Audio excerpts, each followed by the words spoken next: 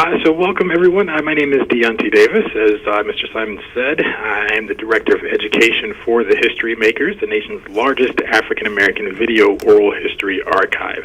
I'd like to thank CRL, Mr. Riley, Mr. Simon, as well as Ms. Alba, Ms. Wilk, Ms. Johnson, and Ms. Kerr for their help over the course of this partnership and in prep for this webinar. So if we could go to the first slide here.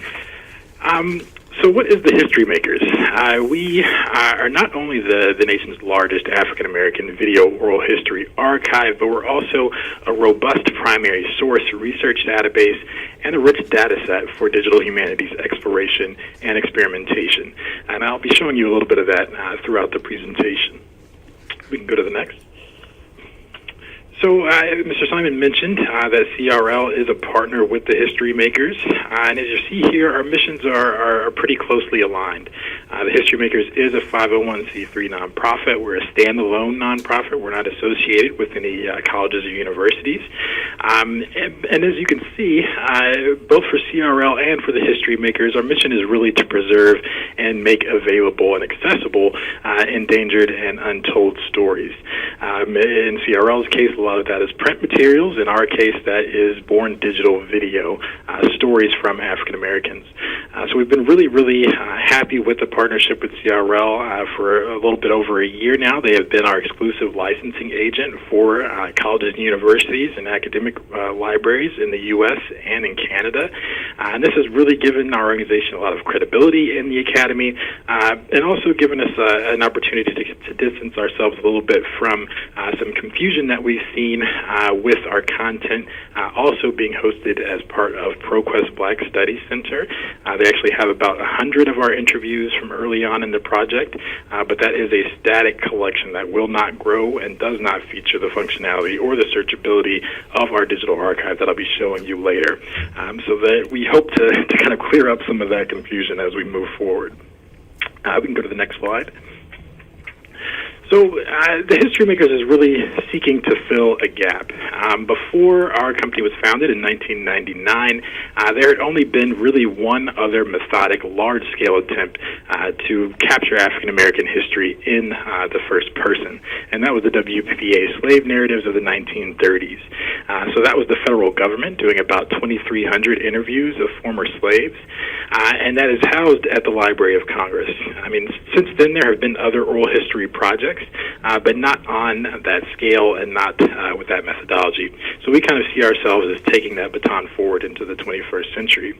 And it's really become fortuitous for us because in 2014, we actually announced that the Library of Congress would become our permanent repository as well. So the library handles all of our preservation, all of our digital files go straight to the library where they preserve those. So that building you see in the top right there of this slide is actually the Packard campus. It's about 75 miles outside of D.C. in Culpeper, Virginia. It's the largest facility for audiovisual material in the world and is where all of our materials are located. It's actually connected to that second building, the Thomas Jefferson Building, which is in downtown D.C. By 75 miles of fiber optic cable. And the reading room in the Jefferson Building is the only other place that you can see all of the content available in the digital archive outside of the archive itself. So, as I said, this has been really fortuitous for us. Now you have the stories of the enslaved in the WPA slave narratives. You have the stories of their descendants in the HistoryMakers collection, and this is all under one roof and under one Librarian of Congress who is actually a HistoryMaker as well. We had interviewed Dr. Hayden about 2 or 3 years before she became the Librarian of Congress. So we're really excited about that and looking to institutionalize ourselves at the library moving forward with our 20th anniversary celebration next year in 2020. You can go to the next slide. But we are also necessary, important, and urgent as a project.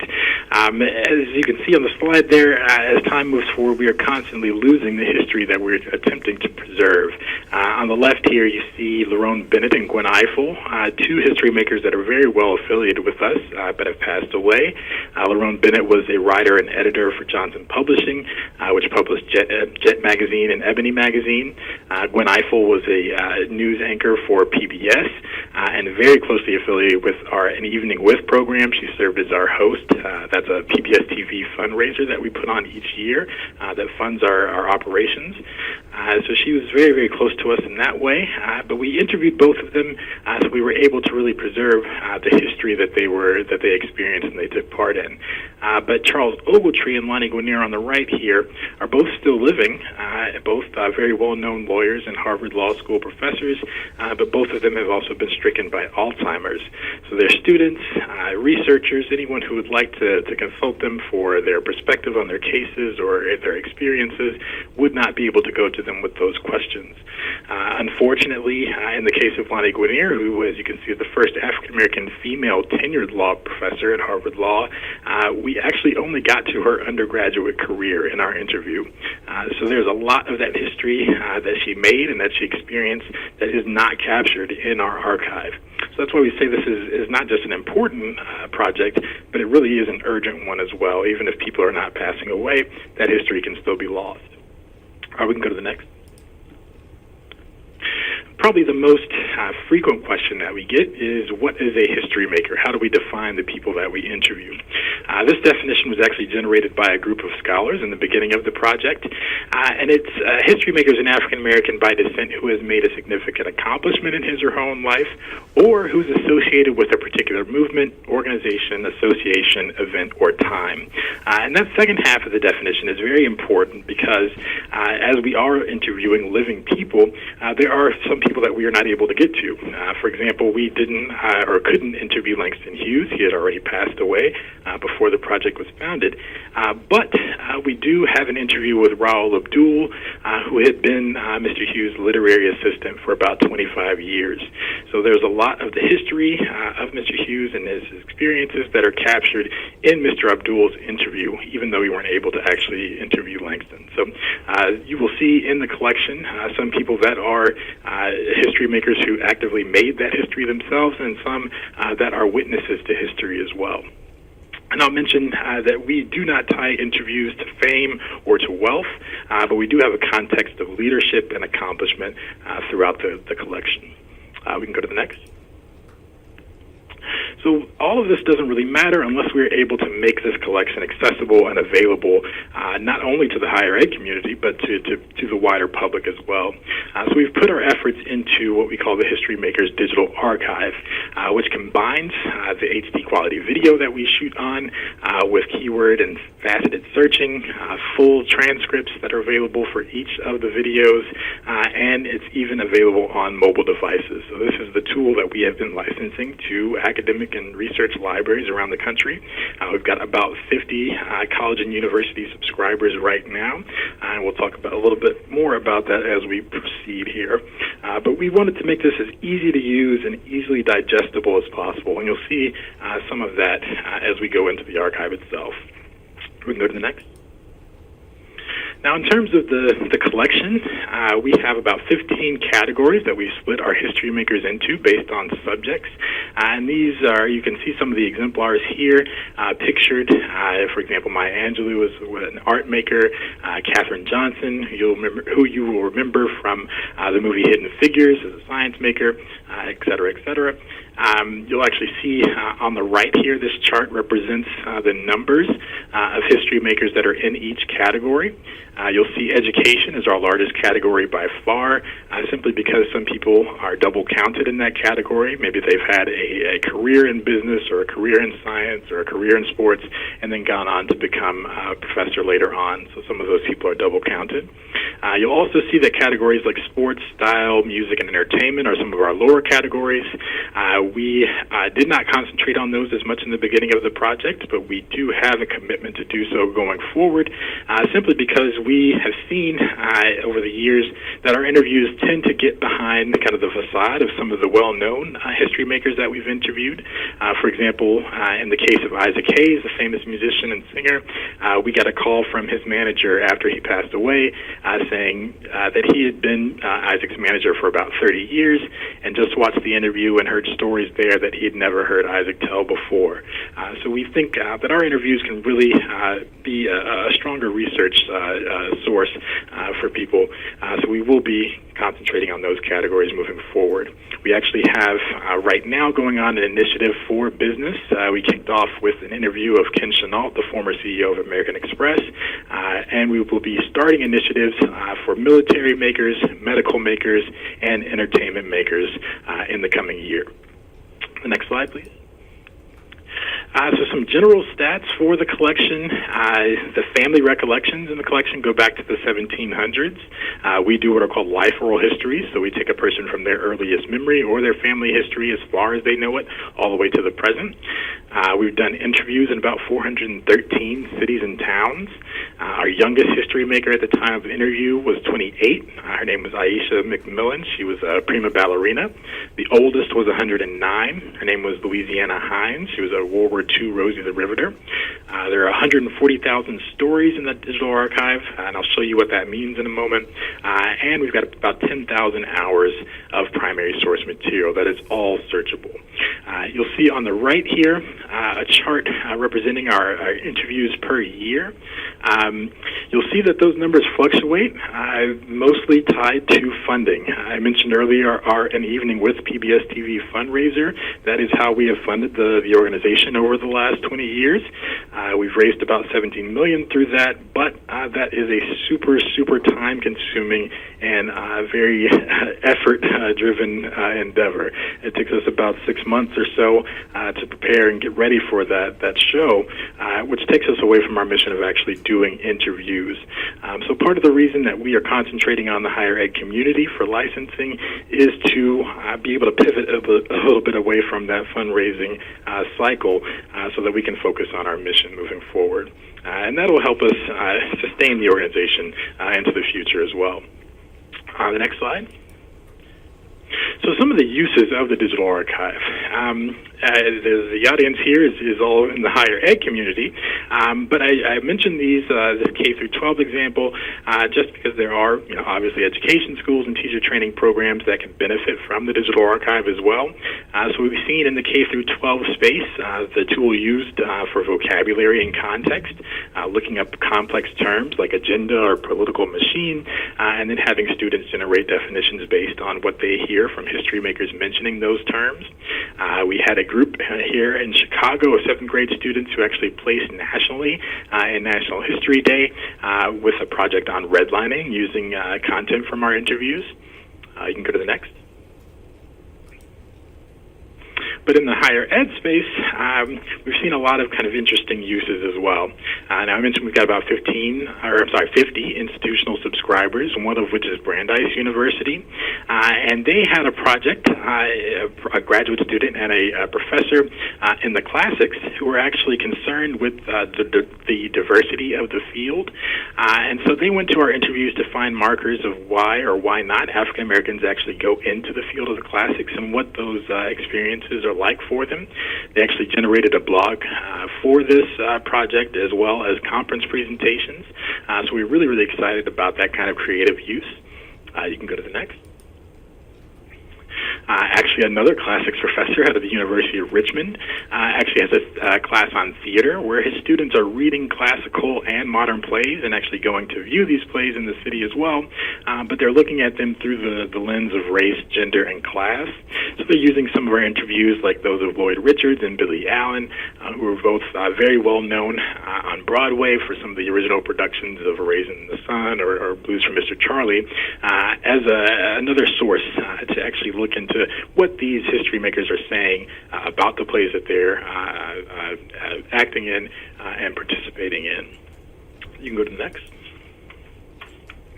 And also in the digital humanities, Yale University is one of our subscribers as well, and their digital humanities lab actually did a text mining experiment on our transcripts. We gave them about 2,000 of the interviews, and they went through with a machine algorithm to surface themes and subjects that would be discussed in the clips that a human might not necessarily have tagged. So they're using things like word co-occurrence and frequency to generate this topic model. We're really excited excited about the results here, and we've linked to it on our website as well. And we're thinking of ways that we might be able to incorporate this into the digital archive moving forward as well, as another entry point for researchers who are looking to get into the archive, or as a counterpoint to a feature that we already have included, which we call our topic search, which was built around inferential indexing and all tagged by humans. So if there's a way that we can combine those two or have them as dueling entry points, we're looking to kind of incorporate that moving forward as well. If we can go to the next. So the digital archive that you will be seeing in a moment is actually a result of, as I said, about 17 years of work on our part and on the part of Carnegie Mellon University, our developer, but also it is a result of the phase 1 of a Mellon Foundation grant that brought the tool kind of into the 21st century. We moved from Flash-based to HTML5, making it available on mobile devices, and now we're actually hosted in the cloud as well. But we're up for a phase 2 with the Mellon Foundation, where we'll be improving the digital archive further. We'll be working on some ADA compliance work to make it more compliant for those who need it.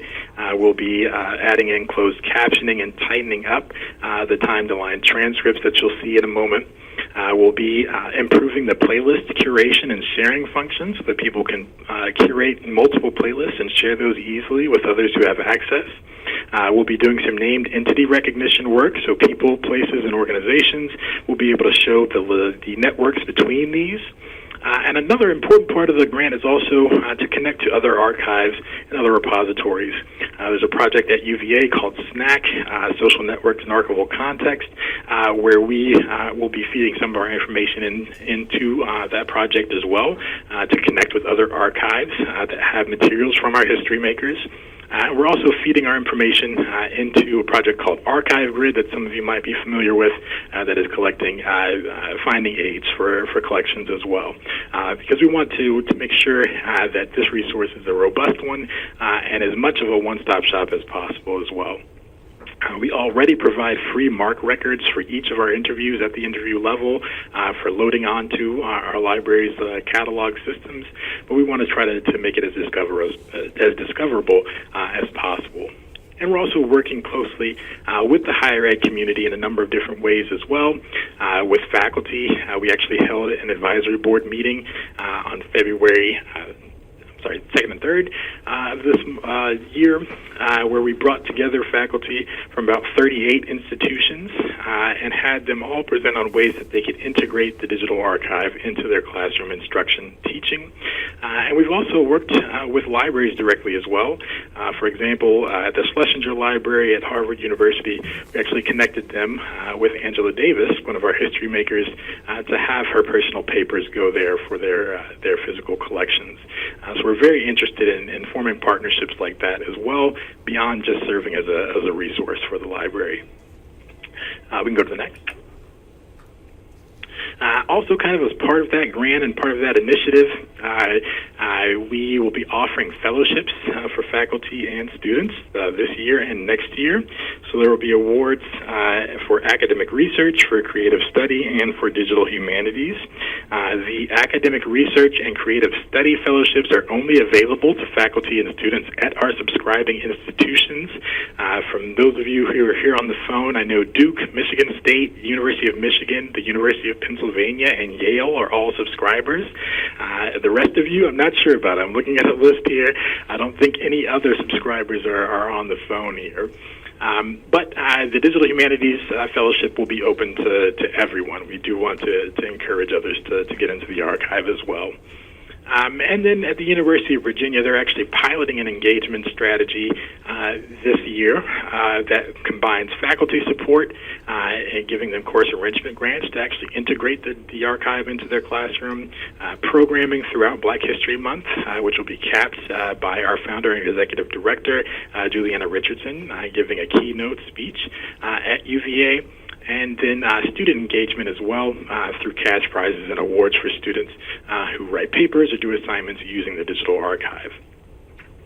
So now I will get into the archive itself and show you the tool. So if we could go to the next slide and start that video. All right, so this is the home page of the Digital Archive. You'll see we do include History Makers Born This Day. That updates every day, obviously, to give you a hook into the archive. The featured mixtapes there on the right are actually curated playlists around a subject or topic, like police brutality, reading, intersectionality, you name it. The search itself functions just like a Google search, but you can toggle whether you're searching the titles of the story segments or the full transcript itself, and you'll see what that means in a moment there. So I just did a keyword search for Charleston. You see there are over 800 stories mentioning Charleston as our search term. And each one of these boxes here with the History Maker's picture represents a story segment. We take what are 3 to 4 hour interviews on average and split them up into these story segments. We don't edit anything out, though. You can add these to a playlist. We give you a title for the segment as well as the time. And if you look there on the left, you can actually filter your results down by several different categories, by the category of the history maker, by their decade of birth, their gender, or their job type. So that can help you narrow down your results. If you actually click into one of these, it will take you to a video page for that story segment. So you see we have the transcript there to the right with highlighting following as the person speaks. You have the video itself on the page as well, and this blue bar under the video represents where your search term appears in the transcript. And it's also bolded in the transcript as well so that it stands out. And we try to add in as much metadata as we can also, so when people make or name people, places, and organizations, we try to standardize that across the collection. We give you a short description on the person. You can add that clip to a playlist, but there's a citation for this clip as well if students want to use that in a research project. And if you click under the description here where it says to see entire interview, you can be taken to what we call the maker page. Each history maker gets a page to themselves with a longer bio, with all of the story segments from their interview laid out for you in order, with abstracts for every 30 minutes of the video as well. It's kind of a holdover from when we were still filming on Betacam tapes and had to actually change the video. But that page is also important because you can search only within that person's stories from the maker page as well. If you go to the Maker directory, that's probably the other big way to get into the content. From the home page, you're really searching the content of the interviews. From the Maker directory, you're searching the information about the history makers. And then if you go to the playlist tab, interviews and clips that we've added to our playlist are there. You can change the order of those and share those out with anyone else who has access to the archive. So we can go to the next slide here. So that is the end there. There is my contact information. If you have any questions for me about the archive, please do reach out. I'm happy to answer those. We do webinars and online trainings and in-person trainings as well. So we're happy to come out and meet with you or any of your librarians or faculty to introduce them to the resource and to sign your university up. So thank you.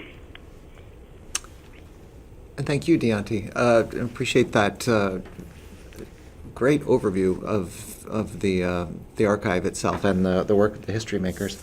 I should just note that one of our participants, a proud subscriber to the History Makers database from the University of Alberta, chimed in to let you know that they were here as well. And they did have a question about... here's your chance to clear up the confusion about ProQuest. They did just have a question about the difference between the ProQuest content and the HistoryMakers Digital Archive. Those videos, are they also on your digital archive, or are they distinctly separate? So those videos are also on our digital archive. What ProQuest has is just a subset of our complete collection. So as I mentioned, they have 100 interviews. We have right now 2,691 available on the digital archive, also with all the functionality that I just showed you. So the ProQuest collection is not going to grow, and that relationship is actually going to be ending at the end of this year as well. So we won't be available through the Black Studies Center any longer, and the only way that you'll be able to get access to the History Makers content is through our partnership with CRL. Great. I hope that's clear. And well, you mentioned you have nearly 2,700 interviews at this point. What's your approximate rate of growth? One of the questions that we've received consistently is, this is a subscription database, so what kind of content projections do you look to moving ahead? Well, so right now, as I mentioned, we got 2691 interviews available on the archive. We have about 500 or so that are still in queue to be processed and uploaded. So in the coming year, we'll be working on those. And as I mentioned, we are still actively doing interviews. Our overall interview goal is 5,000, and we've kind of just crossed the 3,000 threshold there. So we're just a little bit over halfway. We've got a long way to go before we reach our goal. So the archive will definitely be growing over the coming years, and will be more and more robust for subscribers. Great, thank you so much for that answer. Just taking a look to see if there's additional questions.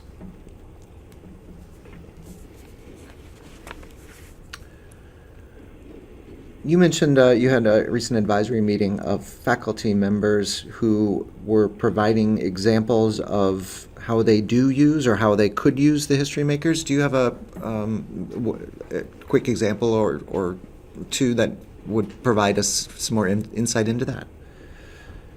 Sure. So yes, our advisory board meeting our advisory board itself is actually a product of the Mellon Foundation grants I mentioned. One of our overall goals for those grants was to really kind of establish and deepen a relationship with the higher education community.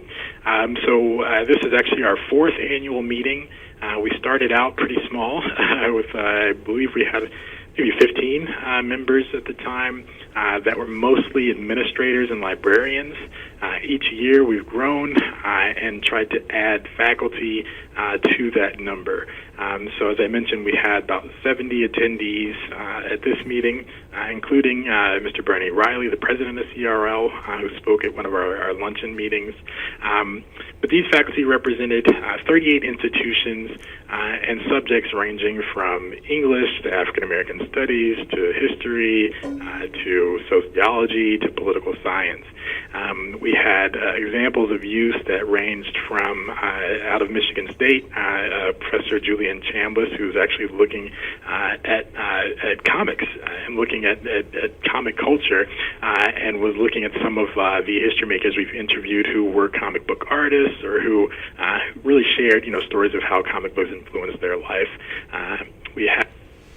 Let's see. There's a professor out of the Ohio State University who's actually teaching class on the Vietnam War, which traditionally has been really kind of just a straight military history course. But he is going to inject a little bit of new life into that course by bringing in some of our interviews from people who are kind of on both sides of the fence. Some that were, family and kind of career military, who saw going into Vietnam as their duty, as their family tradition, and others who were going into the military and into Vietnam just to escape situations that we're in. He mentioned a couple history makers out of Detroit who actually used the Army as an escape to get out of Detroit.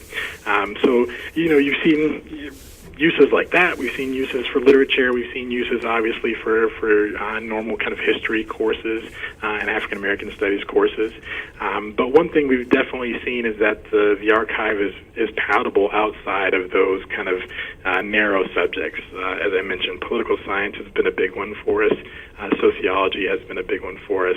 And we're really starting to make some inroads into the creative arts as well. With an artist out of College of William and Mary and an artist out of the University of Virginia. And we're looking to use the content for some theatrical performances and for some visual art. So there are lots of different uses that we've seen, and we're going to be posting some summaries of the presentations and some of the presentations that were given on our website. You can actually find notes there from our first 3 advisory board meetings already posted there as well. Great. We'll look forward to providing a link to that on our eDesiderata review of the HistoryMakers, where members can also find information about the offer and the structure of the offer to CRL members. As well as NURL members. I'm sorry, NURL is also a co-subscriber institution here. Dionti, thank you so much for that presentation, and we look forward to hearing further updates on the project. Great. Thanks so much. Yep.